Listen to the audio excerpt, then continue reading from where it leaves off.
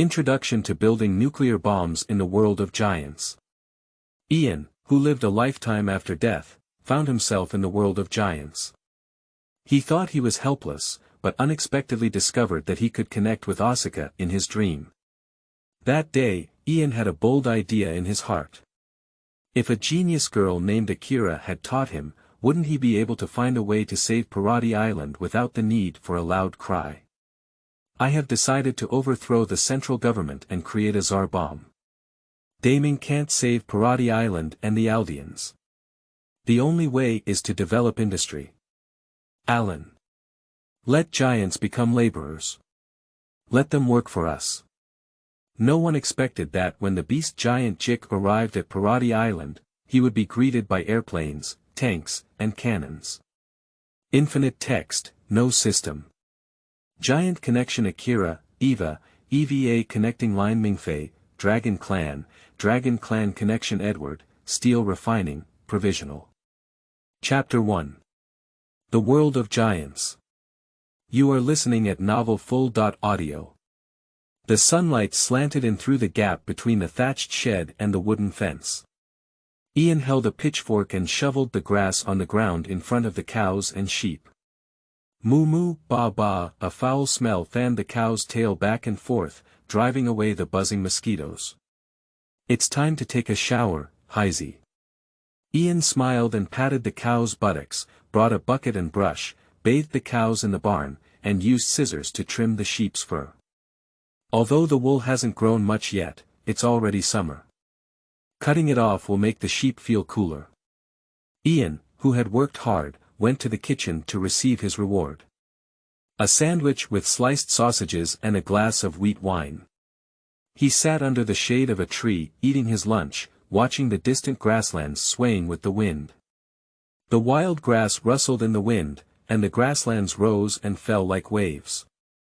He squinted his eyes and leaned against the trunk of the big palm tree, taking deep breaths. The feeling of being alive is really good, he thought. Ian is a slave working on a farm, only 10 years old this year. However, counting the years I have lived in my previous life, I am now 30 years old. In his previous life, he was a leukemia patient, and the disease was inherited. His mother died very early, and his father was a wealthy businessman who spent a lot of money to treat his leukemia. In his previous life, he only lived for 20 years. In the final moments of his life, he was as thin as a stick, his hair had fallen off, and he spent every day in pain. My father finally took him on a trip to Italy, and he died by the azure seaside. When he woke up again, he became Ian. An 8-man from a poor family grew up to the age of 6 in that poor family, and was then sold to local nobles, becoming a slave and working on this remote farm. It wasn't until a year ago that he gradually recalled his past life, sometimes feeling like a dream. Life on the farm is much better than before. The butler of the farm does not scold slaves or whip servants, he never even asks about the farm's yield. Ian may be a slave, but on the contrary, he is very free. Apart from having no salary to receive, everything else is very comfortable. I ate well, slept well, had a light workload every day, and the surrounding scenery was also very beautiful. He has no idea of escaping yet. The outside world is much poorer than on the farm. This is a world that is similar to the Middle Ages, and it is very safe on the farm. As long as he works, he can eat meat. It is very miserable outside, and it is difficult to have enough to eat. He doesn't want to do anything big either. God has given him a lifetime to live again, and he is already very satisfied. He dare not ask for more. He is afraid of being too greedy, and God will take everything from him. Yes, that's great. He just wants to live a peaceful life and feel the sunshine, air, and freedom every day. After finishing lunch, he patted his butt and stood up. He went to his room and took out a handmade kite, running in the grass. That is a kite he made himself. He pulled the kite string and smiled happily, feeling that he could keep running. However, he suddenly saw a carriage coming from the road. On the carriage, there were badges of swords and shields. It was a noble carriage, and he quickly put away the kite and went with the rest of the farm to welcome the arrival of the guests.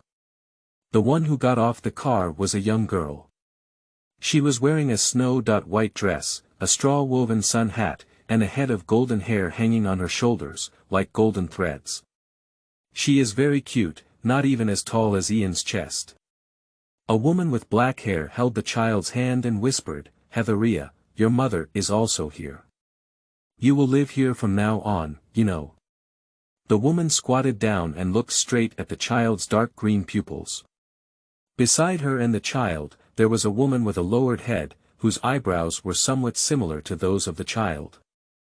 "Sister, aren't you with me?" The girl squeezed her sister's hand tightly. "Sister has other things to do, so you have to wait here obediently for her to come, okay? As long as you are obedient, she will come to see you." Sister smiled. "Well, I'll be good," the girl exclaimed loudly. The older sister kissed the girl's forehead, and then the girl suddenly froze, standing in place with lost focus in her eyes. "Please take care of my younger sister," she said to the servants guarding the door. She then got on the car and left the place, leaving only women and girls behind.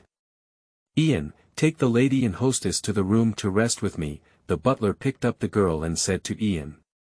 Yes, Ian followed behind the butler. The hostess requested a separate room, but she left alone and locked herself in the door. The butler took Ian and sent the girl to another room, causing Ian's thoughts to wander for a moment. For the past decade, he has either lived in a poor family and worked every day, or had almost no contact with people on the farm, with very closed information. Everyone talked about things related to cattle, sheep, and gossip, and never talked about things outside the farm. But this blonde little girl reminded him of an anime he had watched in his previous life, where there was a girl with the same name as her, also known as Hetheria, and also had golden hair like ears of wheat. He suddenly felt a thump in his heart, and after thinking about it, he suddenly spoke up and asked, "Mr. Butler, do you know about giants?" "It's rare." "You're actually interested in giants?" "Are you afraid of being eaten?" said the butler. "No, it's just that I've only recently learned about the existence of giants." Ian said it's over, as if it's really that dangerous place. He looked at the girl's face. "My mood suddenly became complicated. Let's talk about the giants matter later. Clean Mrs. room." The butler placed the sleeping Hetheria on the soft velvet bed. Yes, Ian nodded and picked up the broom and mop to work. After scanning, the butler said, "Let's go out, there's nothing more for you here." Ian retreated in response and went to the barn to feed cows and sheep. At night, he slept in his own room, looking up at the ceiling and tossing and turning, unable to sleep. During the day, he had tentatively asked others and confirmed several things. Firstly, there are giants in this world who can eat people. Secondly, he lived in the fortress, which had a total of 3 walls. The walls of Maria, the walls of Rosai, and the walls of Sina. Thirdly, the place where he is located, inside the wall of Roselle, which is the second wall, is the territory of the Les family.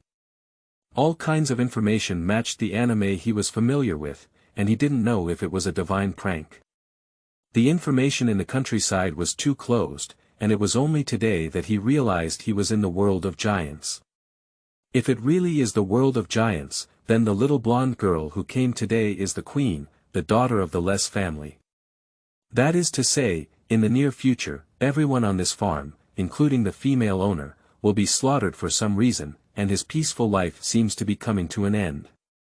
No wonder he said there's such a good farm. It's basically a farm for raising lovers and little girls. So there is no demand for yield, so only a few people take care of Tsinoa's large farm, which is why meat and soft bread are often eaten. Unexpectedly, it was that dangerous world. This is the world of giants. Any slight mistake can lead to a tragic death. He swallowed a mouthful of saliva, recalling the bloody scenes he had seen back then and the sense of despair he had experienced while watching anime. No, Hetheria is still on the farm, indicating that the day the wall broke open should be early, and this is the second wall, not so dangerous. There's still time to prepare, the primary goal is to escape this farm. Otherwise, he will be killed. But how should we escape? His information is firmly controlled by the Less family, and inside the walls, the Less family is the emperor. Even a slave would never leave alive with a secret. Even Hetheria survived because her father pleaded for her, and even so, she was exiled to the walls of Maria, let alone this slave who was nothing. Ah, it's so scary. He doesn't want to be chased by Kenny, he's really going to die. That's a killer who can fight back and forth with 1.6 meters. If Kenny were to target him, he would definitely die a miserable death. What to do, what to do, what to do? He was extremely anxious in his heart, and could only constantly comfort himself. There was still time. Hetheria had just arrived at the farm, and there were at least a few months or even years left to plan and prepare. Don't worry unnecessarily, sleep well tonight, rest well, gather energy, and slowly think about ways to escape. I have already died once, so I have endured the painful treatment. What is there to be afraid of? Thinking of this, he immediately calmed down. Closing my eyes, my breathing gradually stabilized. He fell asleep, but in his sleep, he heard a sound coming and going. No, no, no. Why did you make such a low-level mistake? Ah. I'm so annoyed. That's a girl's voice, it sounds like she's losing her temper, very irritable. Evil world. In Germany, Akira, wearing pajamas, lies in her room with a cloth puppet in her hand. I am special, I am a genius, I am the pilot of the second plane, Soru Akira Langray. No matter what you think, the mistakes of the day are echoing in front of you. It was just a small mistake. During the training of controlling the second aircraft, there was a movement that did not meet the standard. If it was done on someone else, they wouldn't even care. Zhaoshuyuan.com. But Akira can't do it. She is the driver of Flight 2, and only she can do this, so she can't make mistakes. Even though I will be going to Japan soon, I would still make such a mistake. Tomorrow incense. Cheer up. You need to work hard alone. She patted her face, turned over and closed her eyes to sleep. In her sleep, she heard a sound coming and going. Ah, it's so scary. I don't want to be chased by Kenny. I'm really going to die. What to do, what to do, what to do. The owner of that voice sounds very scared. Ian opened his eyes and saw a mirror in front of him, but what reflected in the mirror was not his face, but a girl in pajamas. Ah. He and the girl were both startled and couldn't help but shrink back. He observed the surroundings, it was a pure white space with nothing but this mirror. The girl couldn't help but cover her chest, blink her eyes, and observe him. Who are you? She asked. I also want to ask this question. Ian pursed his lips. Just now. Were you talking? Me. Did I say something? Ian pointed to his face. You're so scared of something, are you a coward? The girl snorted. Did you hear my voice? Ian patted his chin. So, it was you who got angry just now. Ha. The girl crossed her waist and had a bad expression. I got angry. Where are you from, strange man? Could you please figure it out? I'm a lady. A lady, you know. She punched while speaking. Chapter 2. Dreams. You are listening at novelfull.audio. This mirror doesn't seem to fit through. Ian pressed his palm against the mirror, which rippled like water. Hey. You little brat. Are you listening to me? Don't ignore me, the girl across from me shouted.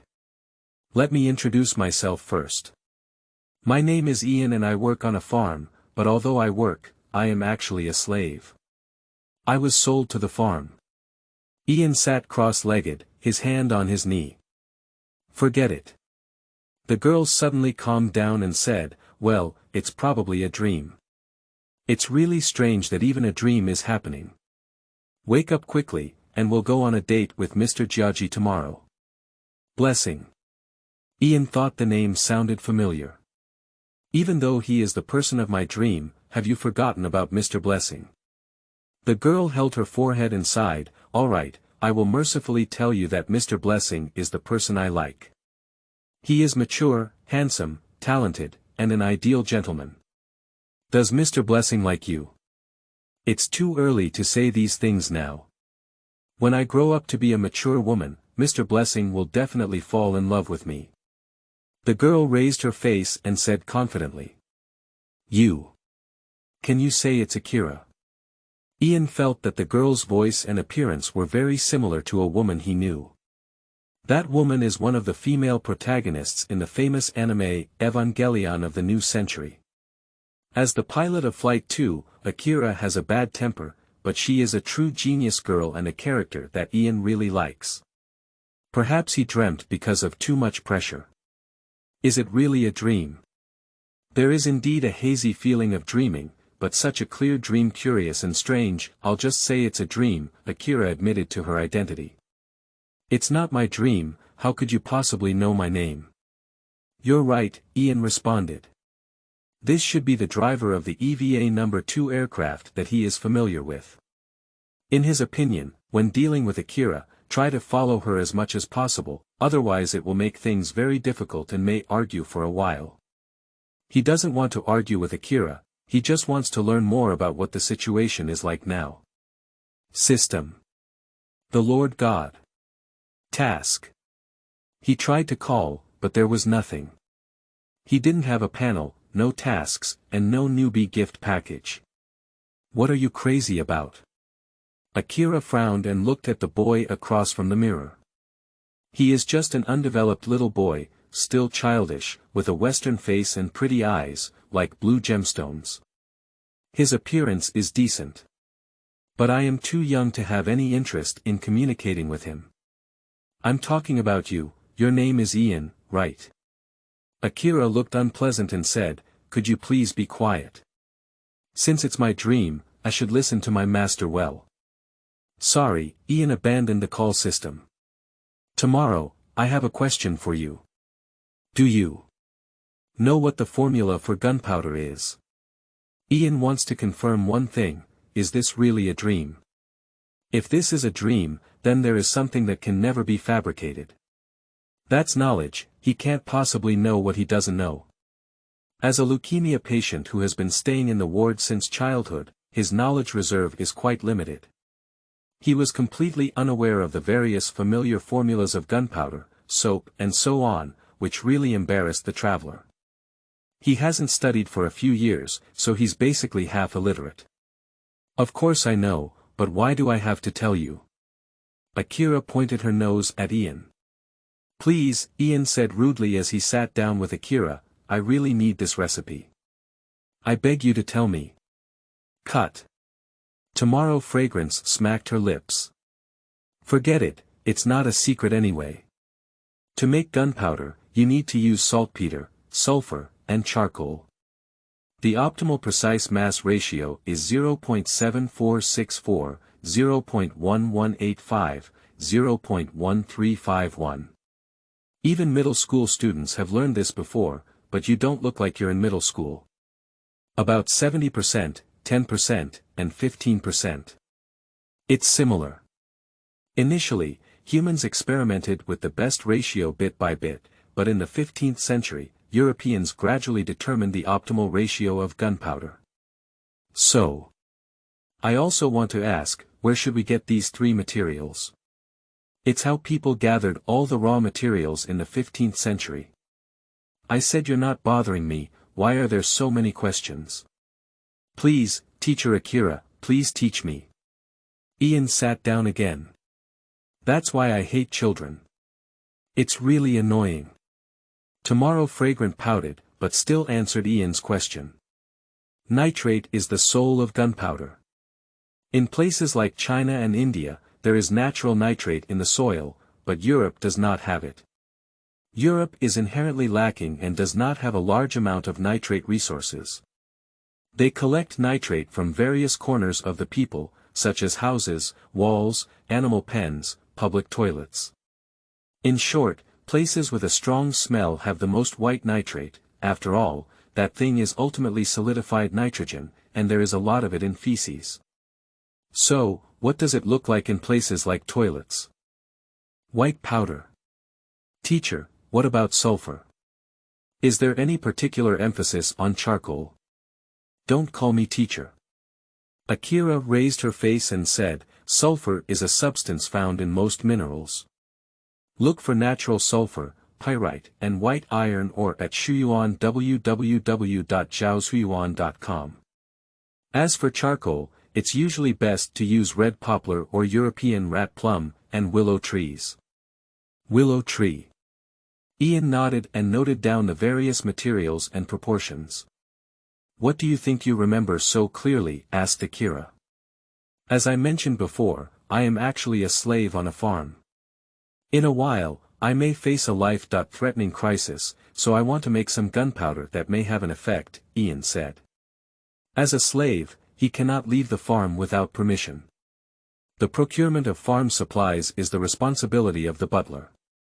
If he leaves, once discovered, he may be executed. I think the reason why I bought him as a child to work on a farm is also to keep it a secret. He was born very clean, had simple interpersonal relationships, and was raised from a young age, which is very suitable for taking care of the illegitimate daughter of the less family. Is that so? Akira was too lazy to dwell on these details, but perhaps on a whim, she added 2 more words. Directly ground gunpowder is prone to explosion. In the past, when Europeans mixed powders, they added water and wine. They made cakes from flour, crushed them, and then used a bronze or stone grinder to break them into grain sizes. After sieving, various specifications of gunpowder particles were separated. They called that thing wheat grain gunpowder, which made it much more stable. Thank you, I understand. Ian thanked me. They all felt something, everything around them turned into mist, the mirror gradually faded away, and darkness slowly arrived. Goodbye. Nice to meet you. Tomorrow is fragrant. Ian shouted loudly into the darkness. Cut. In an instant, Ian woke up from a big dream and saw the sunlight shining through the crack in the window. Chapter 3. Collecting Materials. You are listening at novelfull.audio. Ian got up early in the morning and went to the barn to fork grass for the cattle and sheep. At dawn, he walked on a rocky road with a pitchfork and straw hat. His job is very simple, feeding feed and cleaning. Feed 3 times a day, then clean up the feces of the cows and sheep in piles and sun them outside. Today he quickly finished his work and quietly went to search for the white powder that Akira had mentioned. As expected, there were powders by the walls and toilets, seemingly metabolized by bacteria and plants. He held a small cup, struck the stone with a wooden stick, and then scraped off the white powder with a small knife, collecting only a small amount. At present, he just wants to verify whether the formula of this gunpowder is correct or not. In order to prevent himself from forgetting or remembering incorrectly, he has used a knife to carve the recipe in steps that Akira said on his bedboard, using words from a previous life. No one in this world should be able to understand. I can't get sulfur yet, but charcoal is very simple. The recipe says I need willow charcoal, and there is a lot of willow firewood in the kitchen. When he was resting in the morning, he touched the kitchen alone and took a few small pieces of charcoal with him. No one will notice this matter. If a sausage is lost, perhaps the butler will gather people to question, but no one will pay attention to charcoal. The most troublesome thing is sulfur. He has seen sulfur before, which is a type of traditional Chinese medicine herb. He rummaged in the kitchen and couldn't find anything like sulfur, let alone mineral extraction. It's difficult for him to have that condition for now. The most convenient channel is naturally to buy, which should be available for sale in towns. In this world, there are guns and gunpowder, and sulfur should not be difficult to obtain. But the problem is here, he can't leave the farm. Even if he leaves, he doesn't have any money in his pocket. In summary, he first dug a hole to hide saltpeter powder and charcoal, and continued to think about how to obtain sulfur. The butler usually takes people to purchase the daily necessities of the farm every 7 days, and sells the farm products to the small town. However, not every time the butler personally goes.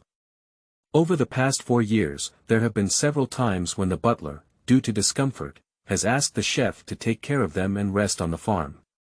Perhaps we can find a way to make the butler sick, such as having diarrhea, and then take the initiative to bring it up and go to the town to help. He has been living on the farm for 4 years and has been very calm and obedient. He should have the most basic trust. He just planned to get a little bit of sulfur and didn't plan to run away. He gained trust first, so that he could often go to the town to purchase things in the future. "Sorry, Mr. Butler, I didn't mean to." He was planning to do something in the butler's food, and there were still 3 days left until the next purchase.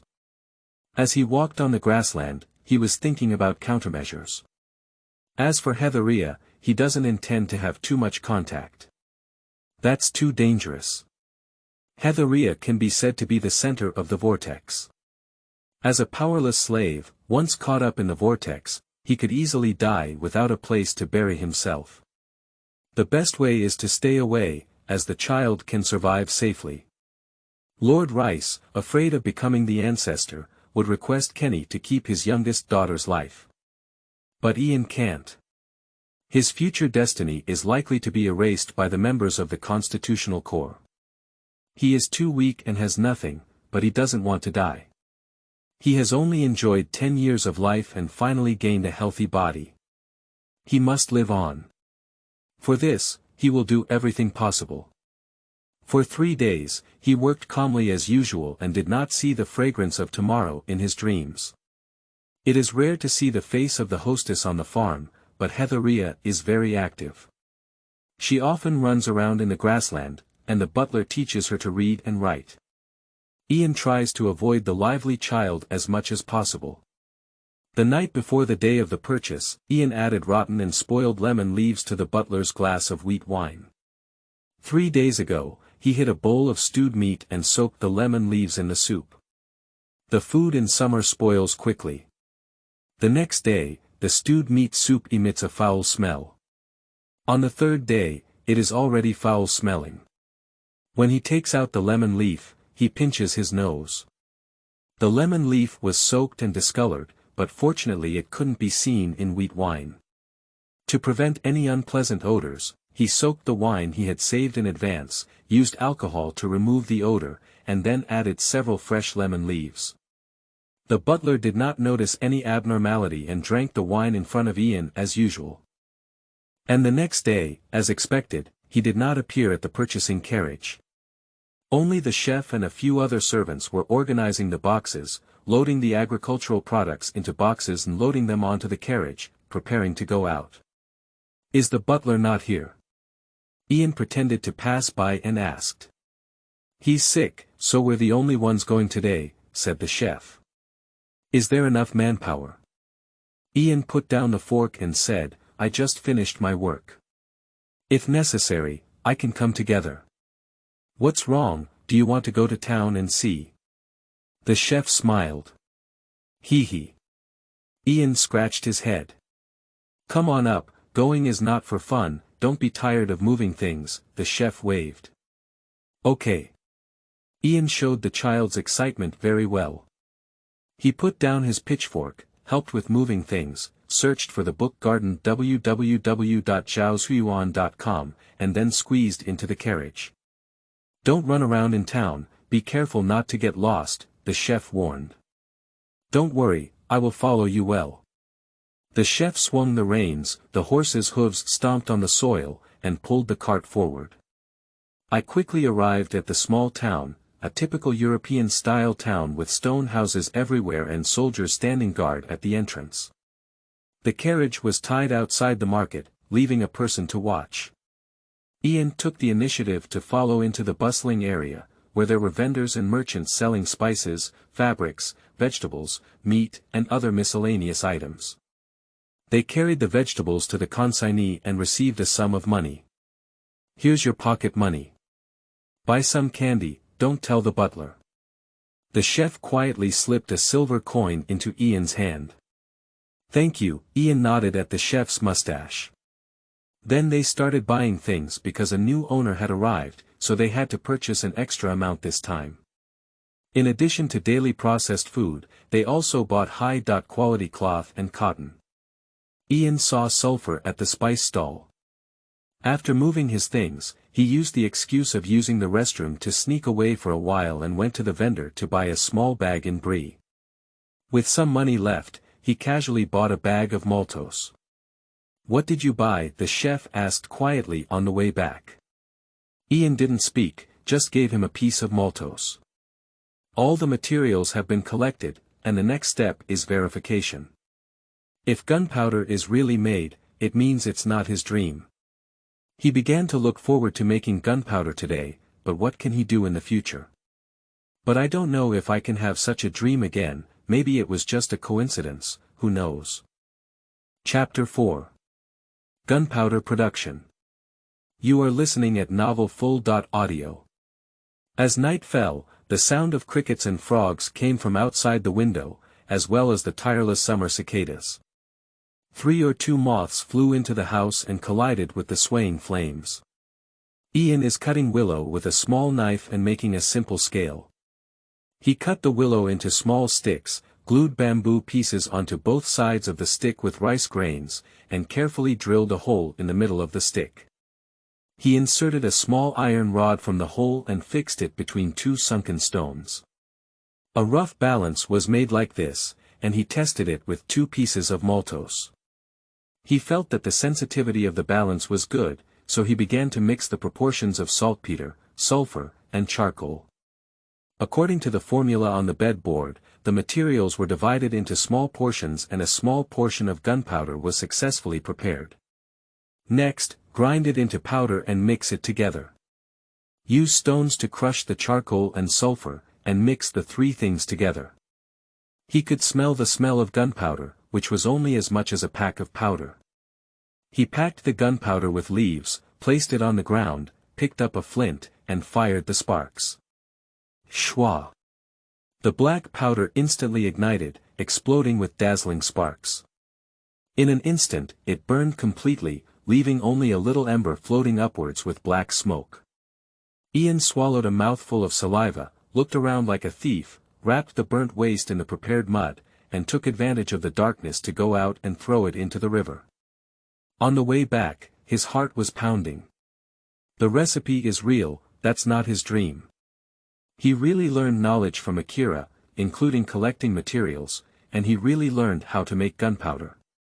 Quickly returning to his room, he hid the balance and materials and lay on the bedboard. I can't be too complacent, it's just some gunpowder. Compared to soldiers who can use 3-dimensional mobility devices, it's still too much. Moreover, with gunpowder, it was difficult for him to obtain a gun. He didn't have the skill to make a gun, but he could make some homemade bombs that he might need in the future. I really want to see Akira again and let her teach me more things. The world on Akira's side is far more advanced than the world of giants, and the technology on both sides is not at the same level. You should know that in the EVA world, there are also mechas and underground mechanical cities, which are real science fiction worlds. Ian now deeply understands the true meaning of the phrase, knowledge is power. If he knew more knowledge and had read more books before, he might have come up with a way out of poverty. He glanced at the moon outside the window and turned over to sleep. I still fell asleep peacefully today. When I woke up the next day, I felt a bit disappointed. Perhaps it was just a coincidence, he could only rely on himself. 1 month later. Ian returned from the town in a carriage and, under the instructions of the butler, moved the boxes one by one to the warehouse. Since his first visit to town, he has convinced the butler, gained his trust, and joined the weekly procurement team. Although he is only 10 years old, his strength is already quite strong, not inferior to those adult men.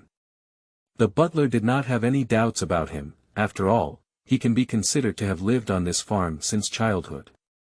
After demonstrating his ability to calculate when he was calculating, the butler seemed to intentionally cultivate him to his heart and no longer fed him cows and sheep. Instead, he began teaching him numbers and asking him to help with accounting. In just 1 month, after Ian consciously demonstrated his abilities, he was promoted to a small management level, responsible for commanding and recording every procurement. On weekdays, he would go to the warehouse to count various materials every day. After all, he is a person who has been influenced by modern society. His knowledge and abilities are much stronger than those of rural farmers, especially in terms of calculation. The people here often have difficulty calculating things and adding and subtracting. As someone who has learned the multiplication table, those complex calculations are a piece of cake in his eyes, and he doesn't even need to type drafts. Of course, he was very careful not to show a too genius side, just slightly special to avoid attracting too much attention. "Ian, have you finished keeping the accounts?" The butler asked the servants to lead the horse to the stable. "Okay, sir." Ian handed over a small booklet and said, "Please take a look." The butler took a glance and nodded, "Okay, remember well. From today on, you will be responsible for all future purchases. Tomorrow, you and I will go to Mrs. Room for class and learn to read well." "I understand," Ian replied with a lowered head. It seems that the butler really has the intention of cultivating him, to teach a slave how to read. This is also normal. It is impossible for a butler to take care of the entire farm comprehensively. This is essentially a confidential place at the national level. Hetheria is not only the daughter of the Les family, but also the hidden ancestor and heir of Zhaozuiyuan.com. Being a butler in such a place is definitely a member of the royal family, and they know many secrets. It is difficult for a butler to seek help from outsiders, so it is better to cultivate them themselves. Ian is a very good seedling, born from an innocent background, intelligent, young, and has a lot of cultivation space.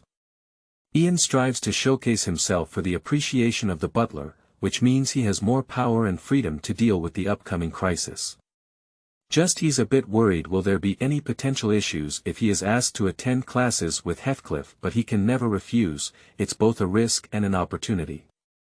He can't be afraid of everything, afraid of hands and feet, and then he can't do anything. The next day, he got up early and followed the butler to Heathcliff's bedroom. "Listen up, you only have the qualification to be an observer. During my class, you are not allowed to sit down, ask questions, or make a sound." The butler held the textbook and said, "After class, I will assign homework, and you need to hand it over to me before the next purchase." "I understand, sir," Ian said respectfully. The butler knocked on the door and asked, "Miss, may I come in?" "Please come in." A childish voice came from inside the door. With a creaking sound, the butler pushed open the door. Hetheria had already taken her textbook and sat in a chair, swaying her short legs back and forth without touching her. She seems to enjoy classes very much, sitting there waiting for a long time. The butler smiled slightly and sat opposite her, while Ian stood aside, serving them tea and water, bringing the desserts and cookies prepared by the chef to the table, and then obediently stood aside, learning the words of this world. Chapter 5. The Butler's Test. You are listening at novelfull.audio. Their writing is very complex, it's some kind of hieroglyphs. Ian only learned the simplest numbers before, and today he officially started learning to recognize characters. Inside the wall, knowledge was firmly controlled by the nobility, and books were very expensive and hardly circulated on the market. Ordinary civilians do not even know a few big characters until death, and there are few channels to learn. Either you are born as a nobleman, or you join the military to attend military classes, or you bear huge tuition fees and send your children to private classes. Ian, this is a very rare situation where he can receive education for free. The butler's level is very high, and the knowledge revealed between the lines is very profound. He specially took care of Ian, reviewed the strokes with Hetheria, and taught Ian how to write from the basics. Afterwards, he began to tell some interesting stories, first arousing Heathcliff's interest, and then when summarizing the story, he extracted 1 or 2 words for Heathcliff to learn. No wonder Heathcliff enjoys attending classes so much, it is indeed an interesting thing. At noon, the butler took out his pocket watch and glanced at it. "Miss, that's all for today's class. Ian, I'm going out. You go to the kitchen and bring Mrs. lunch." "Yes." Ian lowered his head. He took a silver tray from the kitchen and placed it on the table. Heatheria's lunch was particularly sumptuous, much better than that of servants like Ian. The chef prepared a red wine-baked steak, vegetable salad, and charcoal grilled lamb ribs for her, as well as a glass of fresh milk with added sugar. The butler has disappeared and seems to have left early. Ian lifted the tray and said, "Miss, I'll wait outside the door. You can call me after you finish eating." As a servant, one should have basic self-awareness and wait for Heathcliff to finish before taking away the plates. He vaguely felt that the noon scene was also a test for the butler. The butler is testing his obedience and observing whether the 4 years of slave life have cultivated his consciousness as a servant. If he passes this test, he may be able to come into contact with more core things. "What's your name?" Hetheria looked up at Ian. Ian said with his head down. "Why are you going out? Aren't you eating with me?" Hetheria tilted her head. "Because you are a young lady and I am a servant, the young lady and the servant cannot eat together," Ian replied. The young Heathcliff looked puzzled, but her eyes suddenly became clear. "Okay, then you go out. I'll call you after I finish eating." Ian breathed a sigh of relief and stood outside the door waiting. After a while, a cheerful voice came from inside. "I finished eating." Ian walked in and found Heathcliff jumping off the chair. "It's your turn to eat." She pointed to the leftovers on the table, including steak, mashed potatoes, and lamb ribs, all half of which were left, including milk. Her lips were snow-white in a circle, and milk stuck to her lips, looking a bit silly, but very cute. "Now you're a lady, I'm a servant." She finished speaking and ran outside. "Ian, call me when you finish eating."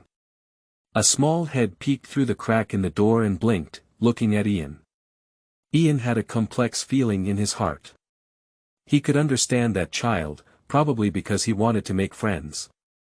If Ian didn't know her identity and didn't know he was in the world of giants, he would definitely be happy to play with her.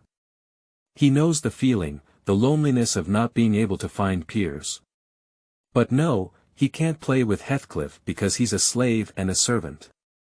The butler must be observing him somewhere, and once he crosses that line, he may be demoted back to the breeding shed for various reasons, losing his existing power and influence.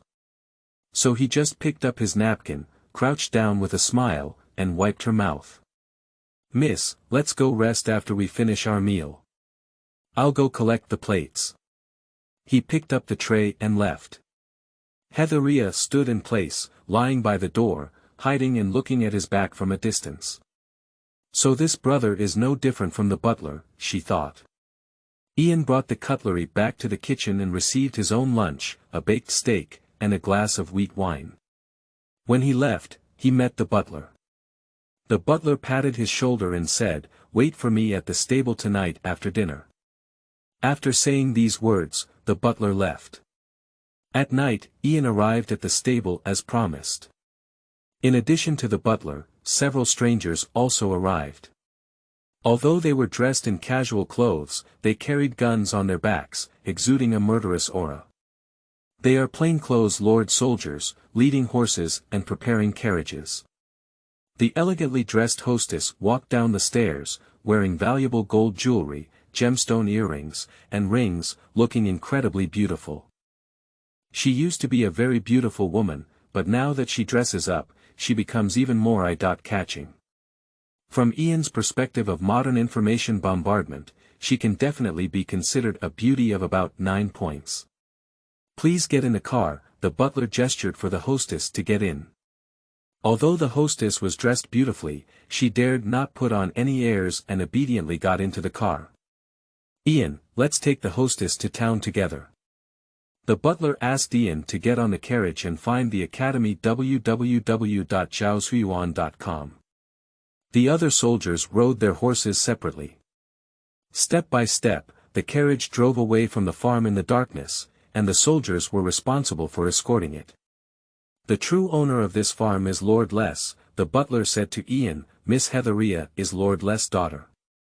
The hostess was originally a servant of the Lord's mansion, but now she is the Lord's lover. When there is an order, we must take the hostess to the Lord's place, and then bring her back to the farm at dawn. I will introduce you to the soldiers, and once they all know you, you will be responsible for this matter. You are an obedient child, and I believe you can do this well. As a reward, you can receive 3 gold coins per month. Thank you, Mr. Butler.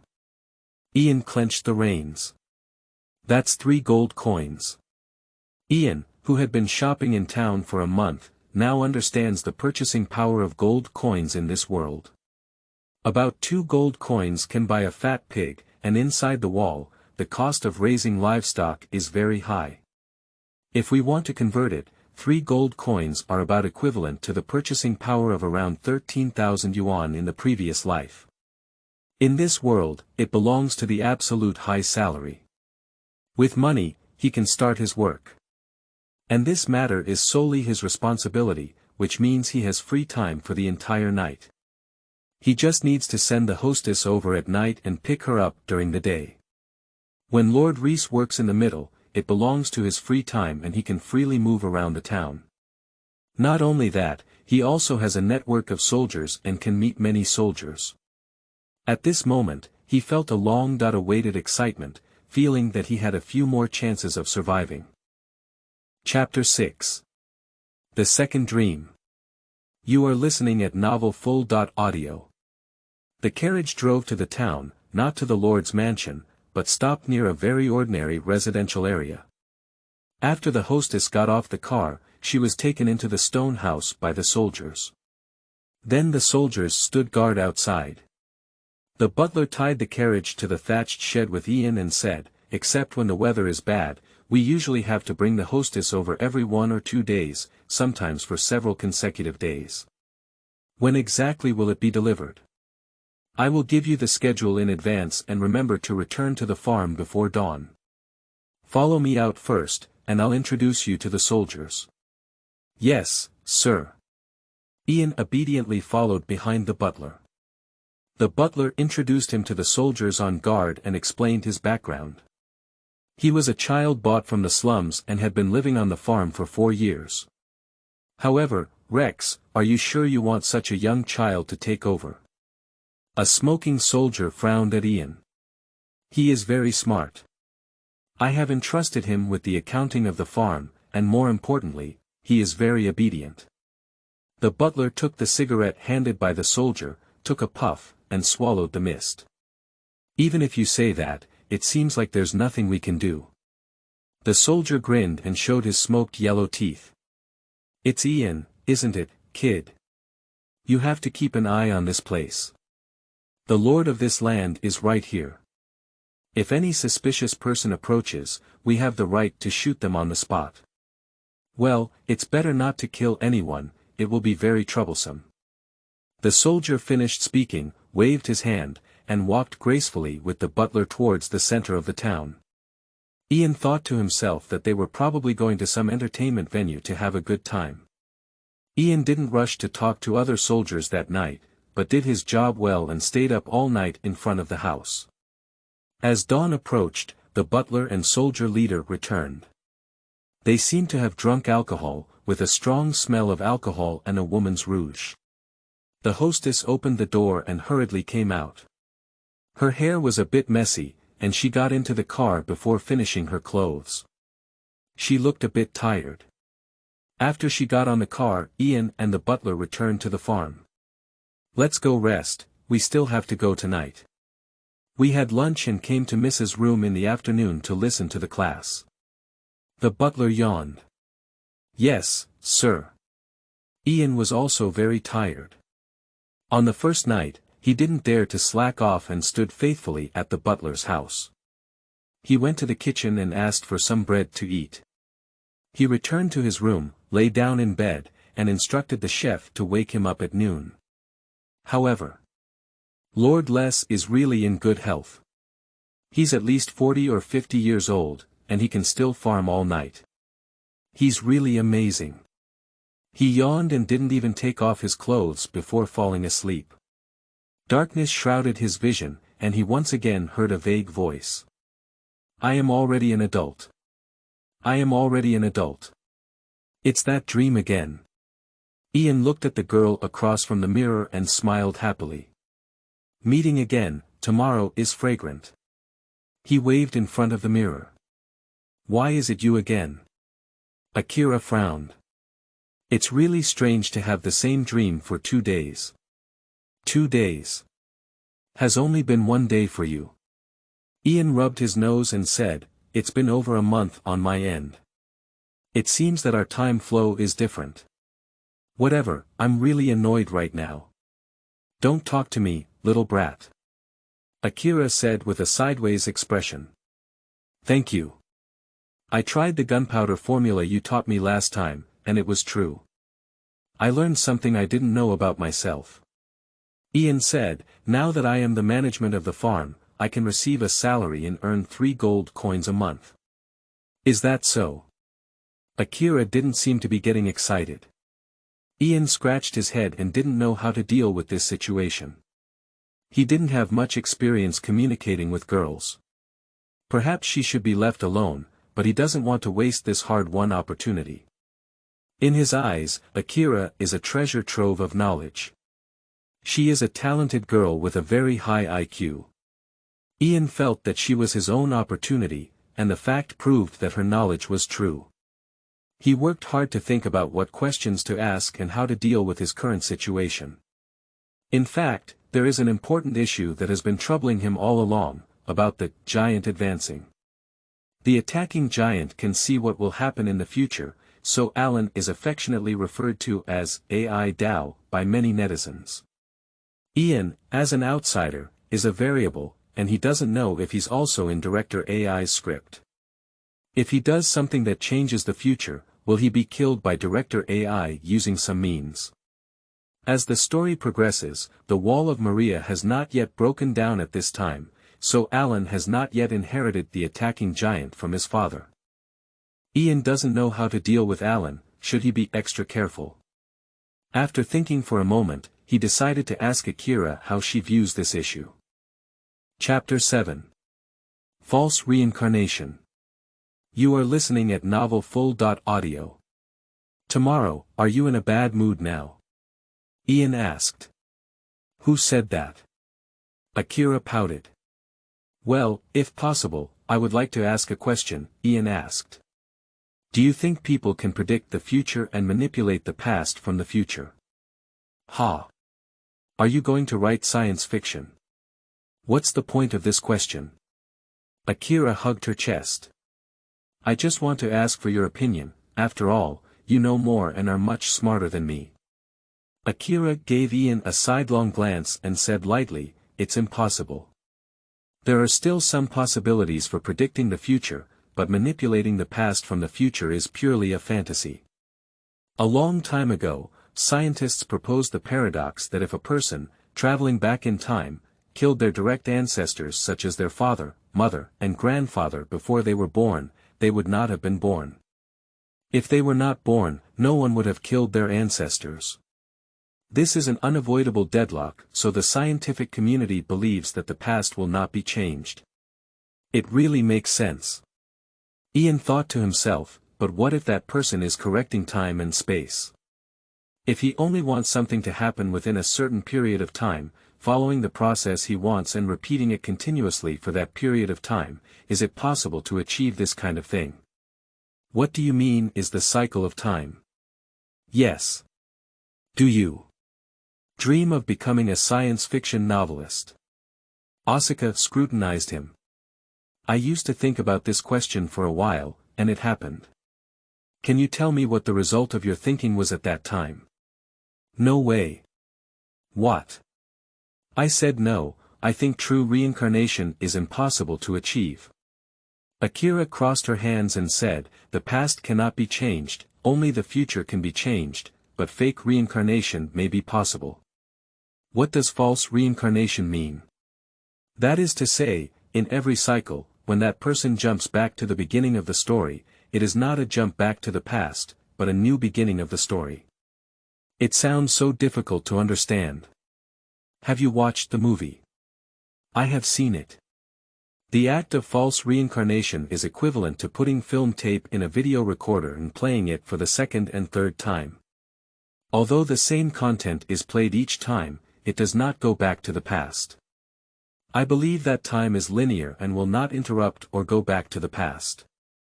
Now is the present, and only the moment I feel is the real and ongoing endpoint. The meaning is, when that person jumps back in time, that's actually the present. What he does is just play the second movie, not go back to when he first played the movie. Although I can't prove it, I think so. What is reality for characters in reincarnation? What is truth? This is a proposition that cannot be proven. Akira flicked her drooping hair in her ear and said, "What a person can prove is only their own thinking." I think, so am I.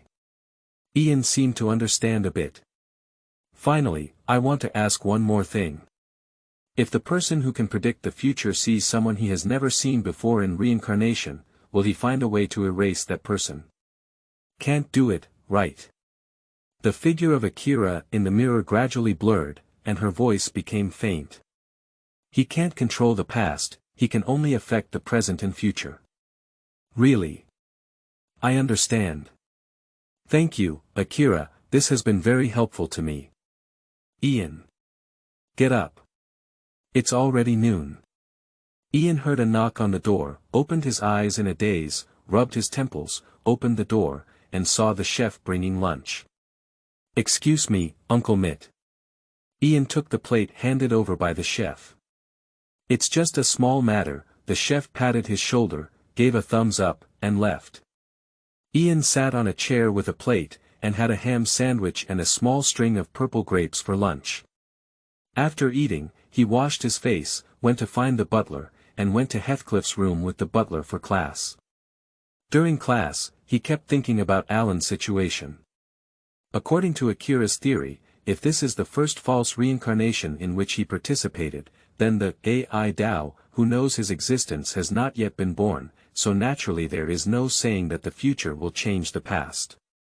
AI Tao cannot affect the past, he can only change the process in the next future. So, Ian should be safe. As long as he lives until the day when all the giants disappear, he will see tomorrow's sun normally. As for Director AI, if he is not satisfied with the process this time and goes back to restart, Ian at that time and Ian now are not the same person. It sounds a bit complicated, going around and around. In summary, try to minimize contact with Dr. AI, or think of a way that IDAO can accept to help the people of Paradi Island survive. Does that method exist? Wait, it doesn't seem impossible either. The fundamental reason why AI DAO launched the Earth Roar was that external weapons evolved too quickly. In a few decades, the supergiant may no longer be a match for cannons and airplanes. That's why he had no choice but to launch the Earth Roar before his own lifespan ended, to intimidate those outside. Otherwise, one day, his friends and hometown would be trampled down by the joint army. But what if Paradi Island's technology surpasses the outside world by several levels? If Paradi Island develops a nuclear bomb, fighter jets and fleets, it has a military power far beyond the world. In that case, can't we achieve nuclear parity? This seems impossible to achieve, but that's impossible for Alan and the original Paradise Island. For Ian, he has the cheat of Akira. If in the future he could still meet Akira in his dream, if he could learn about nuclear bombs and the manufacturing methods of airplanes and ships from Akira, it is possible to make Paradi Island's military strength the world's #1. But to achieve this goal, it is necessary to overcome enormous difficulties. After all, no matter how well he thinks, he is now just a small slave on a remote farm. Building a nuclear bomb is not something that a slave can accomplish. That requires a huge amount of manpower and material resources, a high level of industrial proficiency, and scientists and engineers with sufficient knowledge reserves. It is something that requires a great deal of effort to create. Unless one day he can control the military and discourse power of Pa Island, it is possible for him to achieve such a thing. And time is very tight, we must achieve this goal within a few years.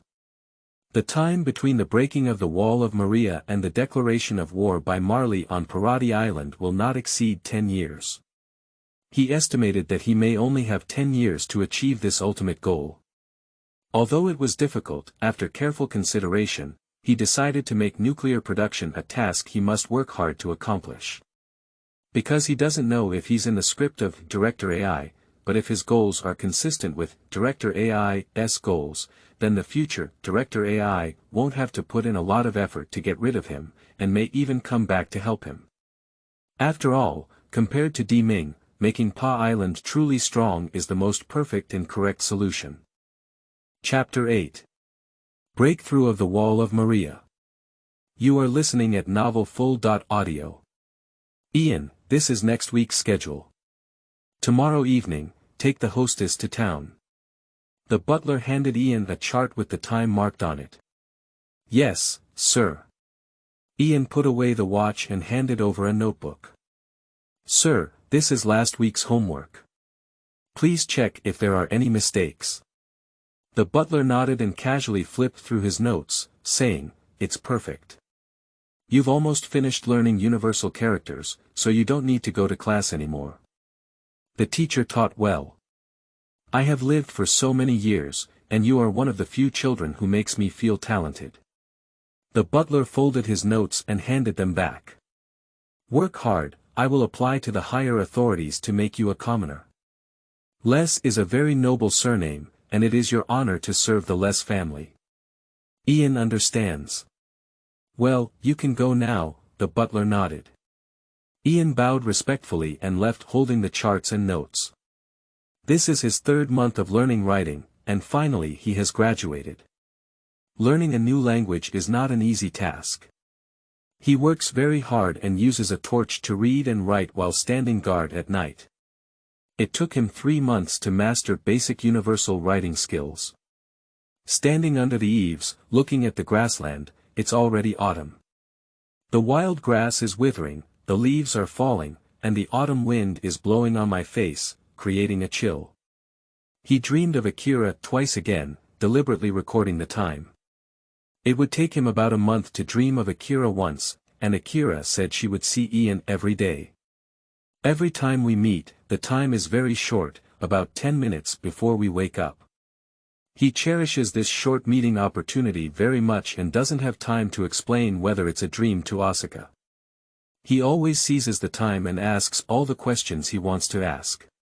For example, how to make soil incendiary bombs and explosives, how to increase the power of explosives, and what the real burned people in a fire scene look like. He has been preparing for his escape and has a plan in mind to use the fire as a cover to leave. The night Kenny and Lord Les came to slaughter the farm, he left too early and was easily discovered, so he prepared to run to the refugee area after the Maria Wall broke through. He has carefully organized the timeline.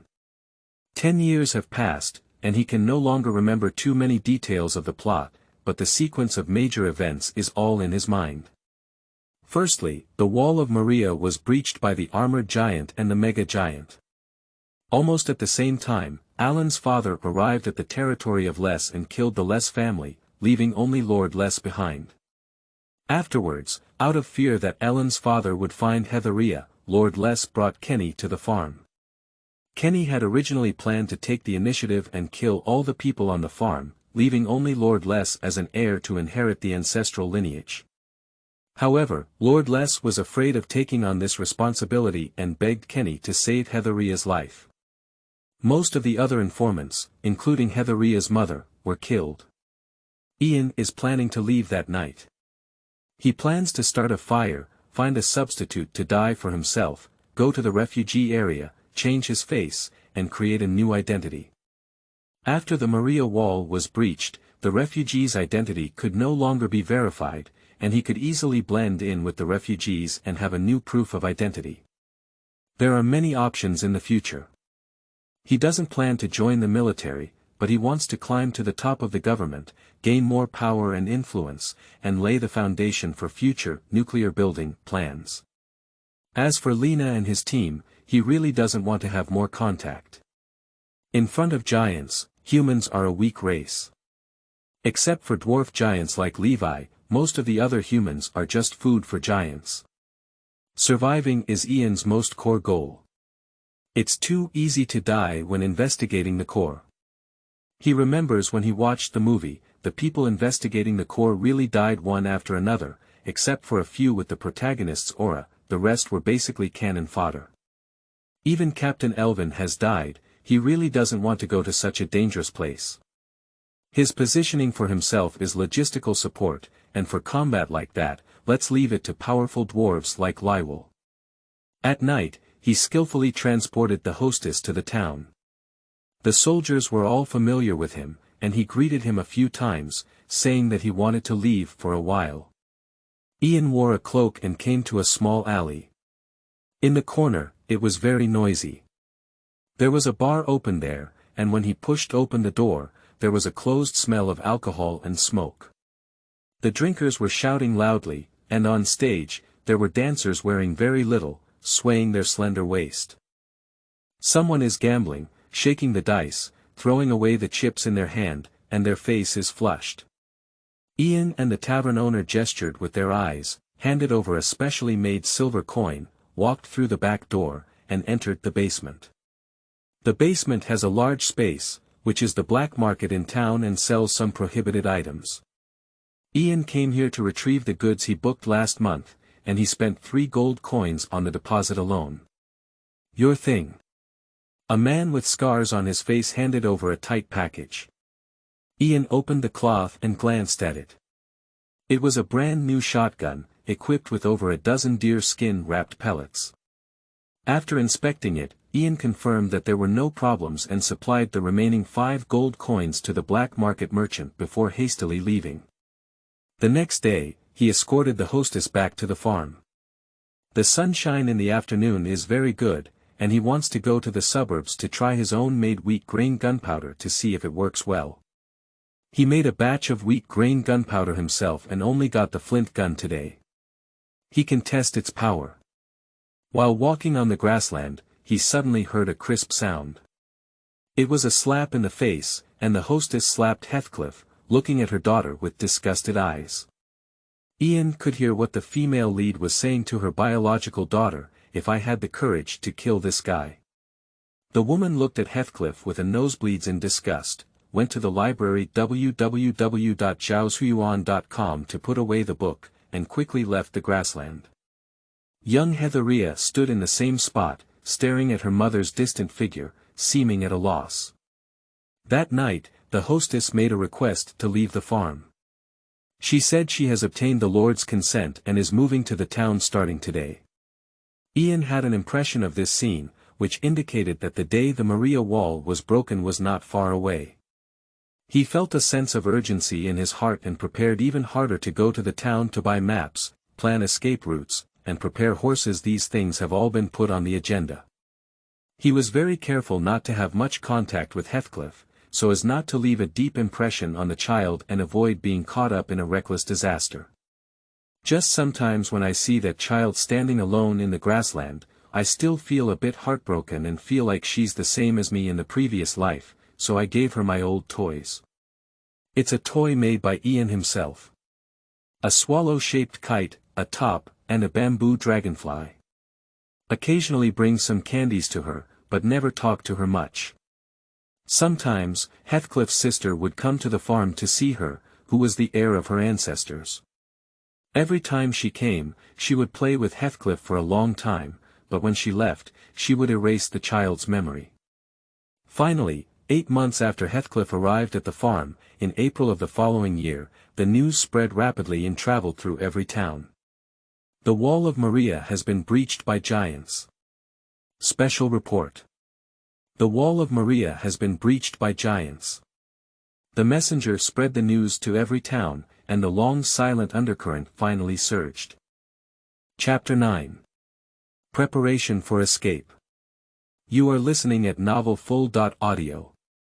Super giants and armored giants appear. The walls of Maria have been breached. Super giants and armored giants appear.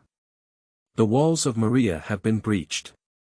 The messenger rode his horse through the street, running towards the Lord's mansion, and everyone on the way heard the message. Today is the day of material procurement, and Ian stopped at the market entrance, listening to the cries of messengers. Finally, here comes the day when the walls are torn.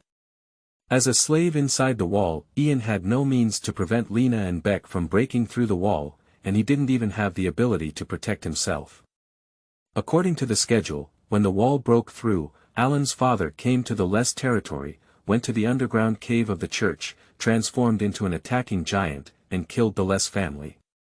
After taking away the power of their ancestors, it was the night of slaughter on the farm. Kenny led the gendarmerie from the royal capital to Les territory, killing most of the informants in order to keep the secret of the royal family. In 8 months, Ian has been ready.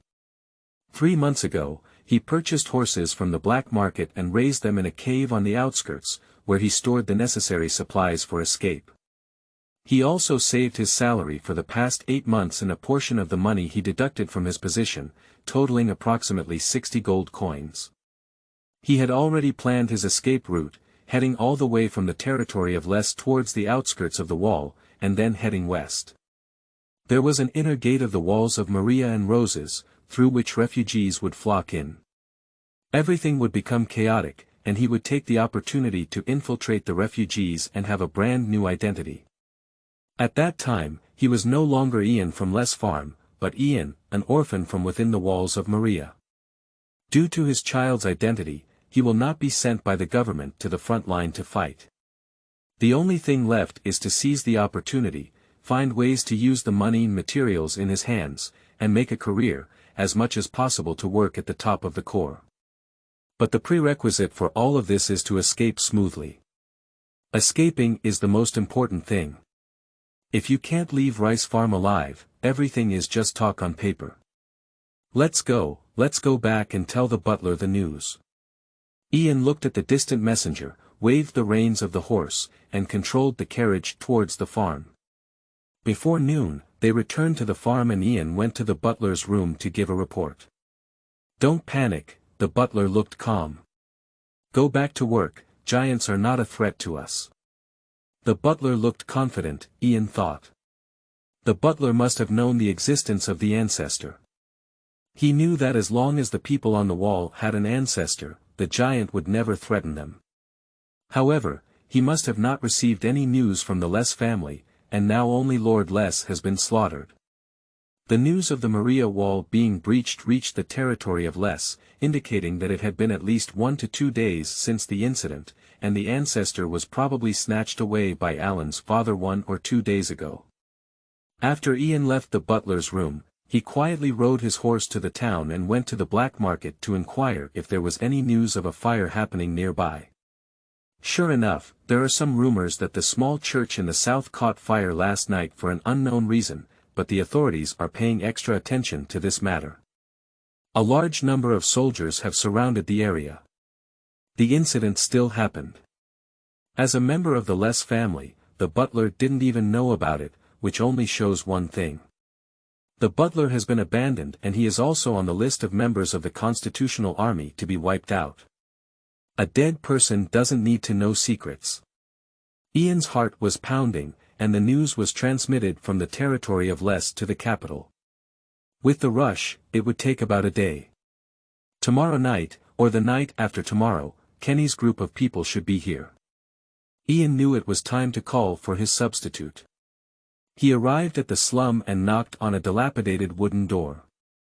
The person who opened the door was a boy who was about the same height as him. The boy was very haggard, and when he saw him, he was stunned for a moment. He respectfully lowered his head and said, "Lord Ian, is it time for me?" "Well, Carly, let's leave tonight with me." "I know." The boy smiled and said, "Please allow me to say goodbye to my brothers and sisters." Wait a minute. Ian took out a small purse from his pocket. There are 10 gold coins in here. Let your younger brother go to the market tomorrow to find Uncle Pete, who is moving goods, and your younger sister go to find Tailor Therese on the old street. I have already arranged the relationship beforehand, so they can go there to work. Let them leave the slum tomorrow. Thank you. The boy accepted the money and bowed. I am truly grateful to Lord Ian for taking care of us. If it weren't for you, our family might have starved to death last winter. Don't thank me, you deserve it. The boy suddenly couldn't control himself and coughed a few times, coughing up blood. He looked up and smiled, my meager life. If I could make some contributions to you, it would be worth it. Cherish the time with family, go buy some delicious food tonight.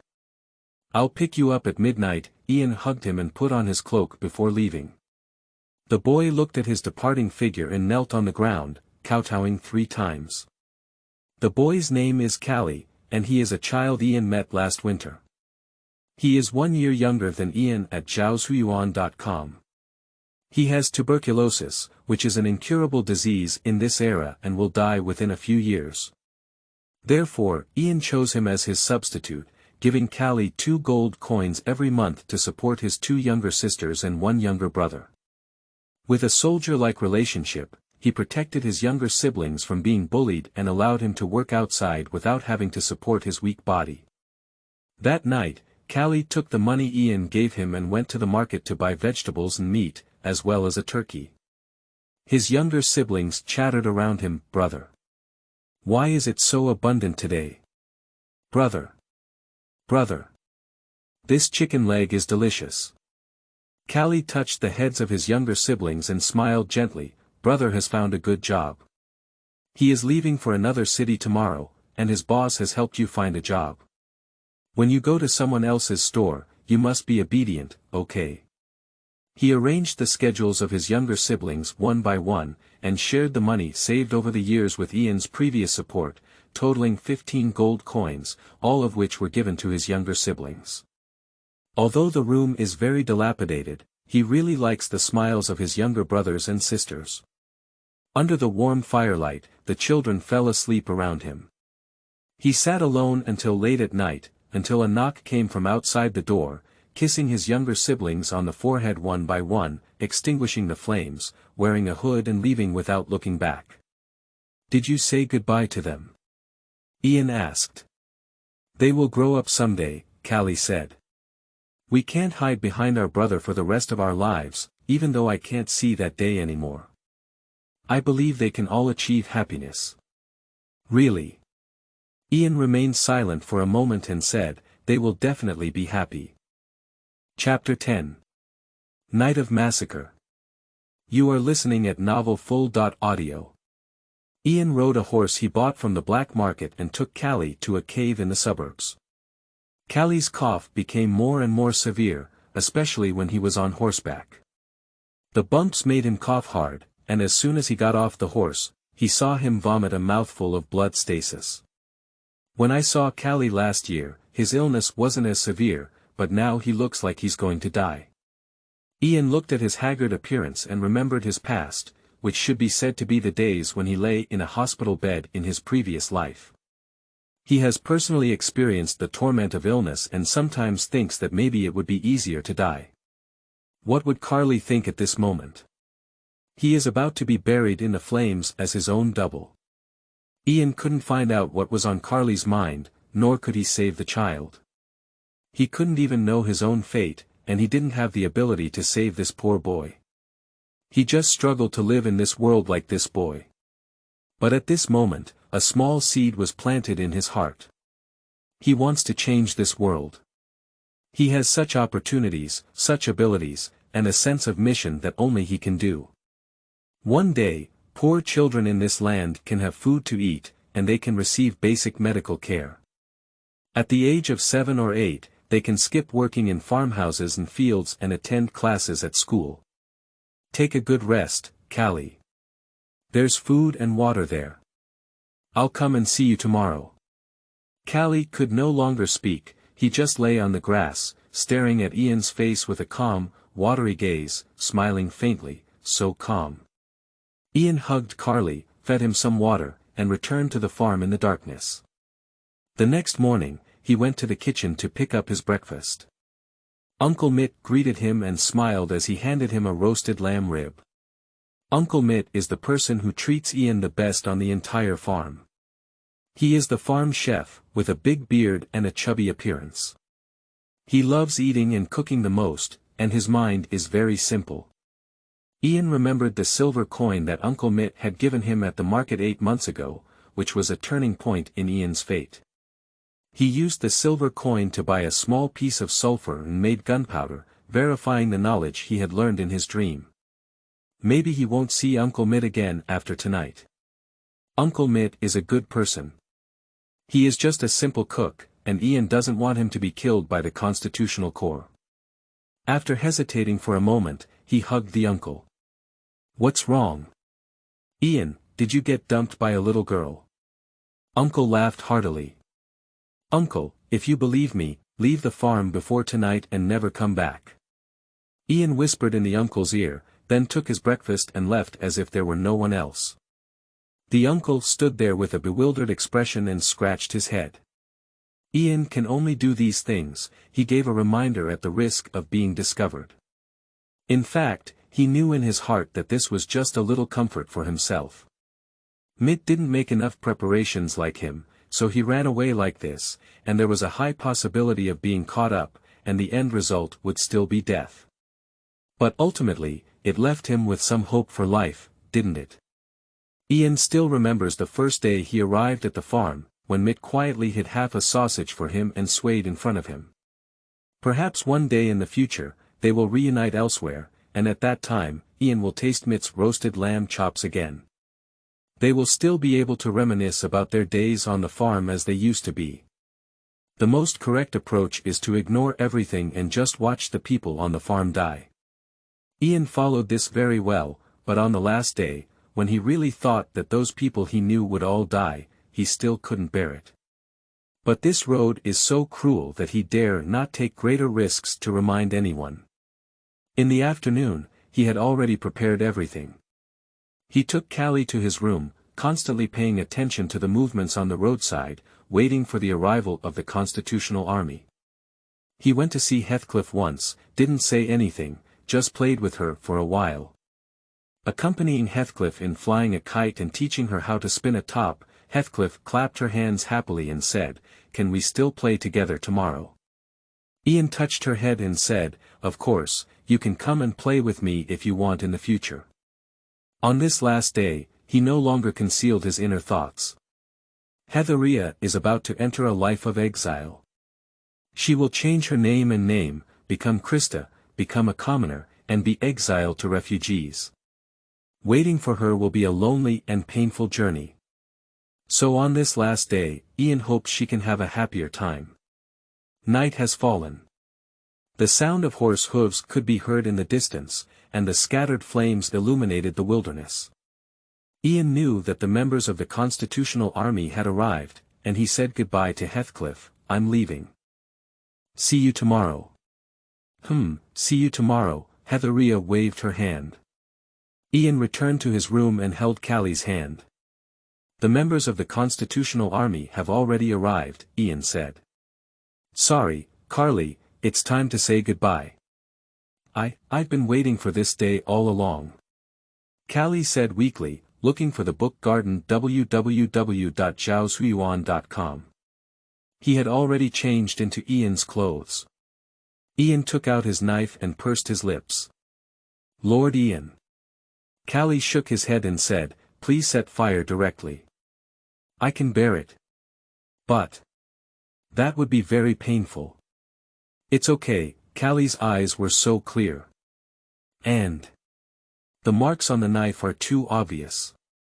The soldiers in the army are very familiar with the corpse, which will reveal a flaw." I know."